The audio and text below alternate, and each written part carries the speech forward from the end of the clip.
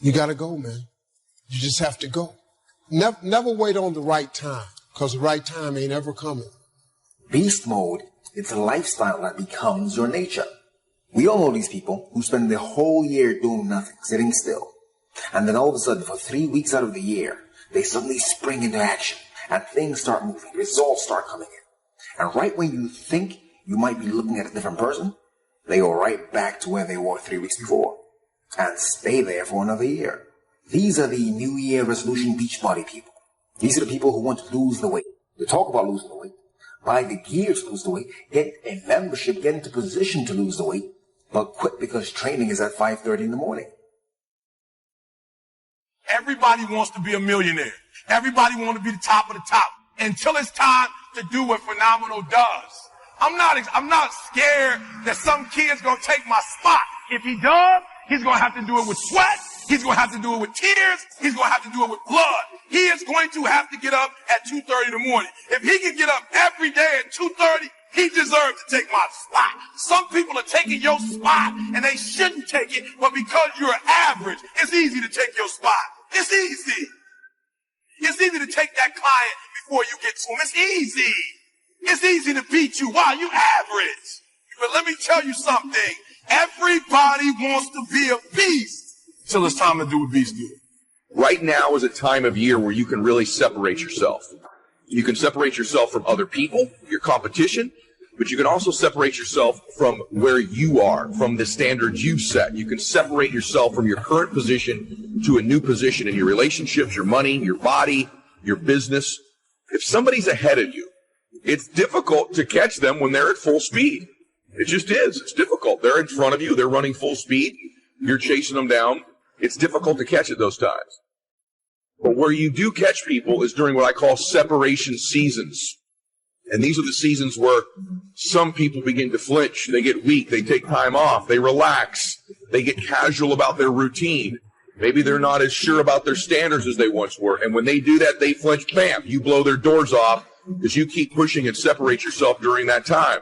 This isn't just about competing against other people. It's separating yourself from where you currently are, which is what all of you want to do. It's called growing.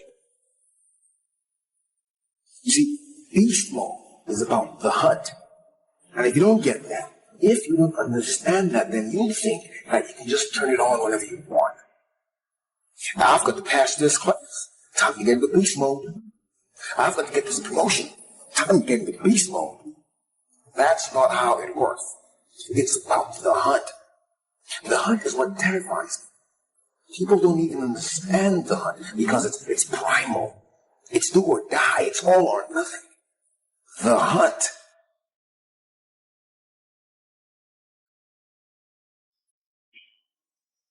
Why is it you can give someone everything?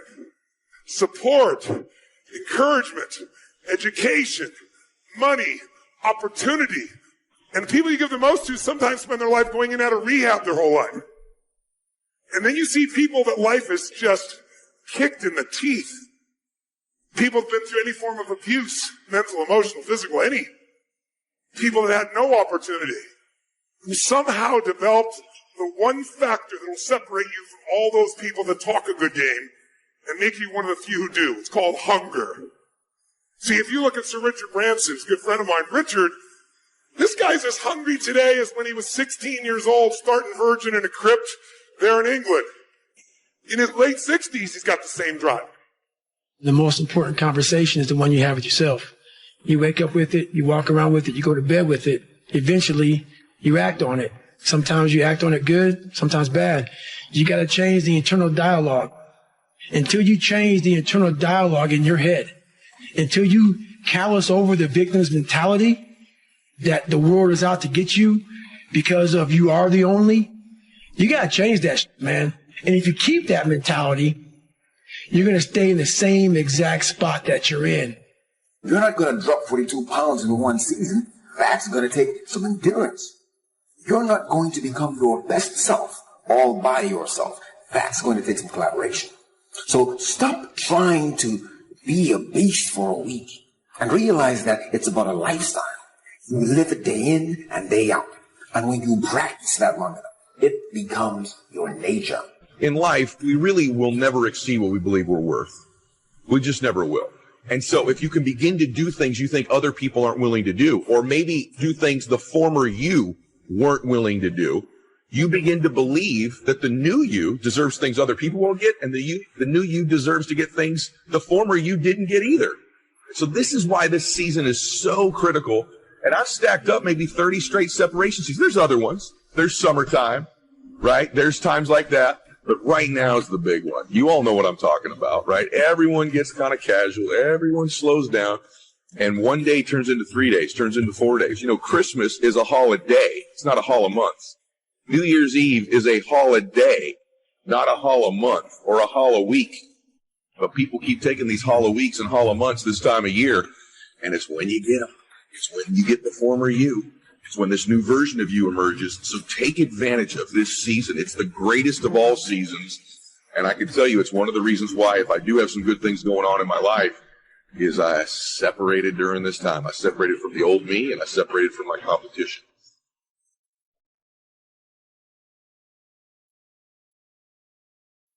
It takes both emotion and logic for you to reach your maximum potential, to really give everything you have and go beyond your limits.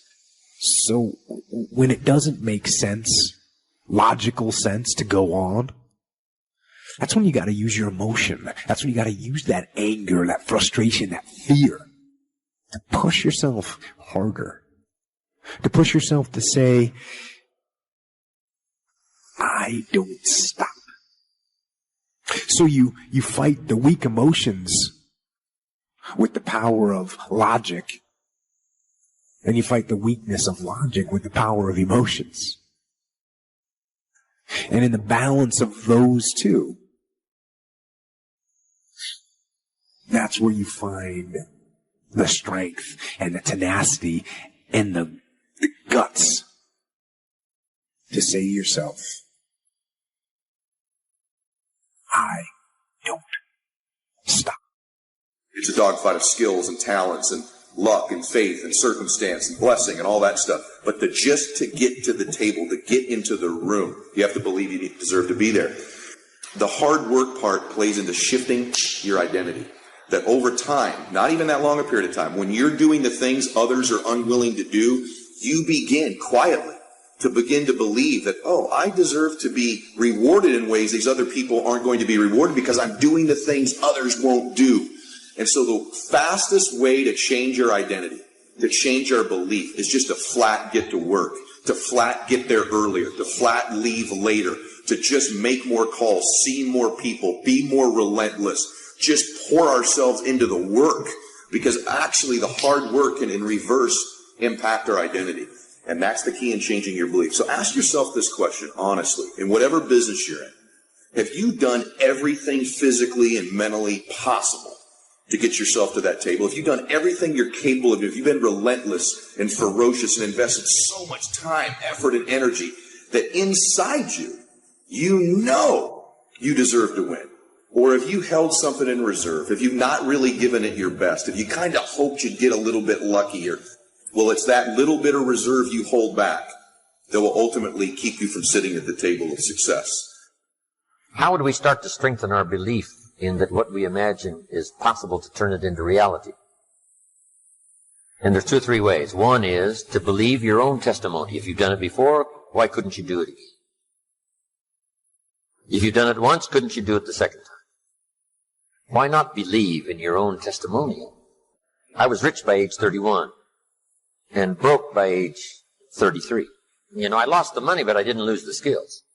And that's what's important about personal development. You can lose the money, but not the skills, so who cares about the money? Unless it's getting late, right? And you're like 90. You know, it's a little difficult to go back to the streets, but hey, once you've got the skills, you own the skills. So we start with imagination, which is almost real. I mean, it's not real yet. It's not tangible yet, but it's almost real. Now we move to faith to believe that what we imagine is possible. So we study our own testimonies. We've done it before, we can do it again. Here's what else we study. Other testimonials of somebody who did it. Somebody that built a hotel said, yes, I started with some plans, finally believed it was possible, and here it is. You say, well, if it's possible for one, it's possible for another.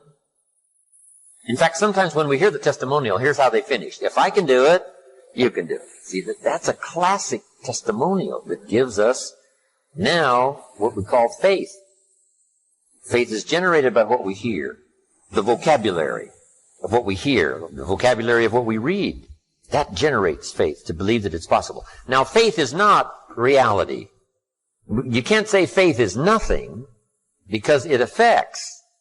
It's like radiation. To us, it's nothing because it can't be seen. But radiation is so powerful it can kill you. Right? You can't see it, but it has an incredible effect. And that's true of faith. Faith can't be seen, but it has an incredible effect on your attitude, on your behavior, on your disciplines, on your work for the day, and all the rest. So faith is tangible in that sense, that it affects the emotions, it affects the drive.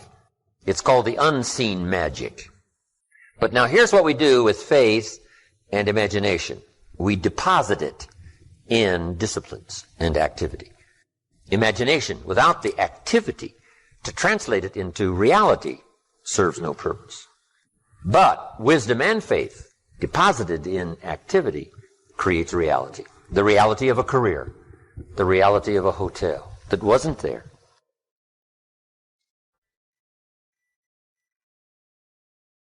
See, if you wake up every day and you say you're not a morning person, you're doing a serious disservice to yourself. Because your attitude determines your altitude. A lot of your mornings start off bad because you've taken claim that you're not a morning person. Why would you not be a morning person when the whole goal is to wake up every morning? You got to be in a life-changing business. People have got to look at you like a light. Something should be in you that shows other people that there's hope. You don't know this about yourself, but you're going to be that person one day. And you got to start preparing for what you want to be. At least let God know you're glad you're alive. If you don't let nobody else, you don't know it, but you're going to be a light one day. And people are going to look to you for that light. I believe in winning the battle against yourself. Because there's a lot of things you can control. When you wake up, I talk about making your bed. Make your bed. Make sure your house is clean. Make sure you get your breakfast. Make sure you shower, shave. Whatever you're doing, control that. Don't hit the snooze button.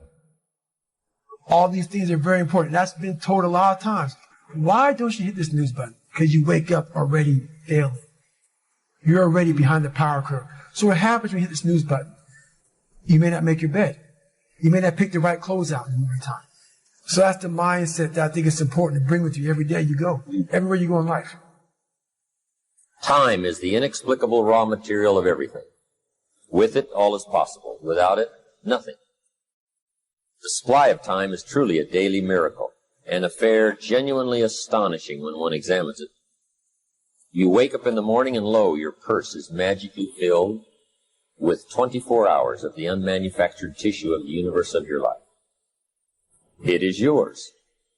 It is the most precious of possessions. No one can take it from you. It is unstealable. And no one receives either more or less than you receive. In the realm of time, there is no aristocracy of wealth and no aristocracy of intellect. Genius is never rewarded by even an extra hour a day. And there is no punishment.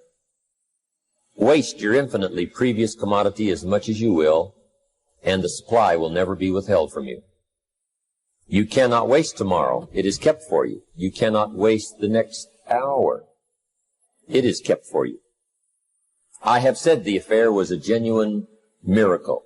Is it not? You have to live on this 24 hours of daily time. Out of it, you have to spend health, pleasure, money, content, respect, and the evolution of your immortal soul. Its right use, its most effective use, is a matter of the highest urgency and of the most thrilling actuality. All depends on that. Your happiness, the elusive prize that you are all clutching for, my friends, depends on that.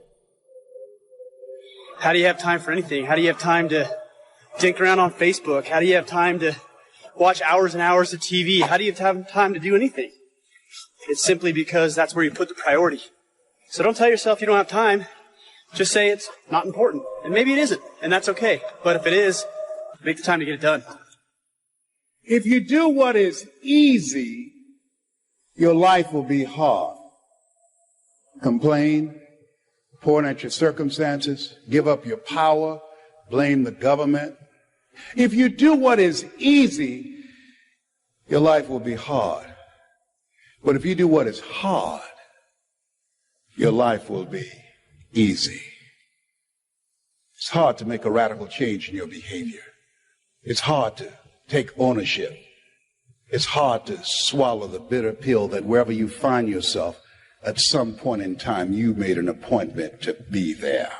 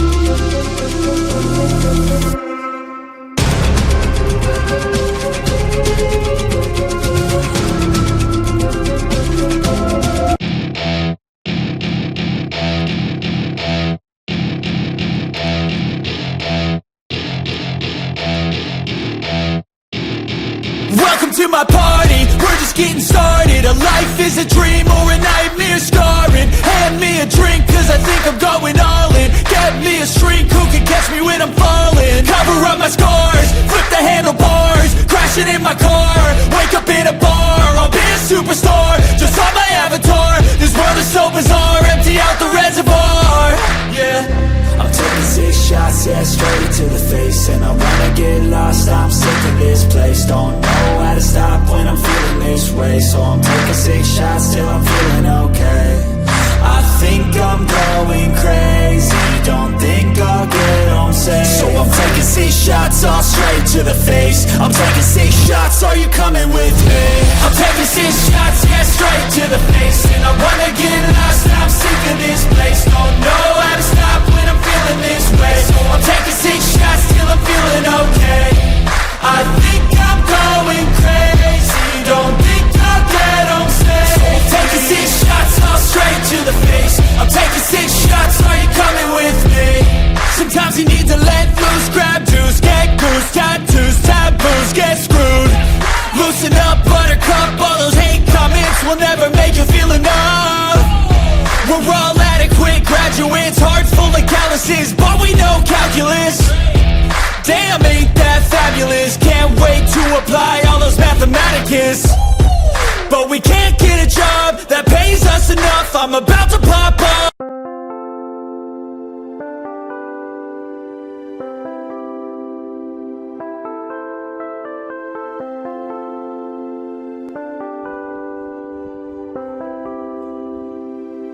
Chẳng được quên khi cơn mưa đêm lại về. Em đã quên lời thề và ta như đông chìm sâu. Không còn mơ em anh nhận màu. Anh chỉ cần mơ đâu em ai. Chỉ còn là những cơn mưa vô giá. Cho bên mơ em không mơ ai. Anh một đêm mơ chỉ cần bên em không được cần nhớ. Và chỉ có em không còn nhớ. Và người ta bên nhau như ngã thơ. Muốn nhớ về say em chỉ có mấy em ở đây. Và anh như muốn chết đi nhưng không muốn em mơ và mày. Tình yêu làm cho ta đau đầu. Không em như mà mơ mộng. Anh như đứa mong cầu. Và vui bên em ngủ sầu. Chắc có mà mai mà mơ. Chỉ có bên em nhưng đừng có mơ. Em vẫn đang dài. Em muốn bên ai. không mong gì hơn, chỉ mong em sẽ ở đây ôm anh thật gần. Anh chỉ mong đôi ta được có nhau, mà đừng em đâu anh có em, một đêm bên anh có em. Ta sẽ trao nhau môi hôn thật sâu, ôm anh cứ nữa bằng gâu, và em chỉ nằm đâu. Anh không muốn em ở đâu đâu, một cơn tháng tư anh không mơ cầu, mà không đôi anh mà bên giờ anh chỉ là my friend. Em quên đi bao lời hứa, quên đi cả những ngày xưa. Anh như là một đứa, em cứ một chưa. Mà đừng ở đêm ở đêm, anh như một người mà game, không như là ba trên đêm, cho em nhiều hơn như là game. Chỉ cần là mưa thôi, em chỉ cần là mưa thôi, còn ai sẽ là nắng rồi. Em chỉ cần là mưa thôi, cho anh ngược êm trôi, cho anh được ôm em khi trời nắng, và ôm em khi trời mưa. Và có anh có mặt trời, em như là cuộc đời, có được nhau là gặp thời, không cần mưa để mần lời. Anh muốn em mau về đây để cơn mưa ngừng